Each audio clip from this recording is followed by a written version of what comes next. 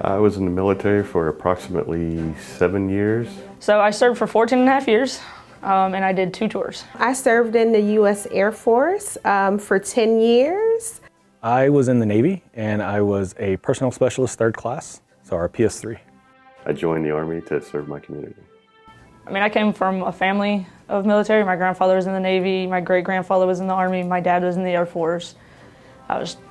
Guess I was kind of destined. So the values I learned in the Navy were the core values that are standard with the Navy of honor, courage, and commitment.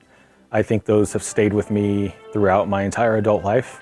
So I feel like in healthcare, kind of like the military, the ending is not always happy. So I feel like my discipline really helps me in sad times when things are going on with patients, you know. So I feel like that aspect that I brought from the military really helped me in my nursing career. I was in the healthcare field before I went, while I was in, and it's just where I belong. One thing I learned was discipline. I feel like in any military branch, they really push discipline. Teamwork, you can't do anything without teamwork. Everything has to work together sufficiently or you're gonna fail. Veterans Day means a lot to me because I have family that are veterans and that were in the military. We wouldn't have the rights we do if it wasn't for the soldiers now and in the past. You know, we wouldn't be able to have freedom of speech, you know, freedom of religion. We wouldn't be who we are today without the soldiers that fought for it. A lot of veterans joined from my perspective of that was what we were supposed to do.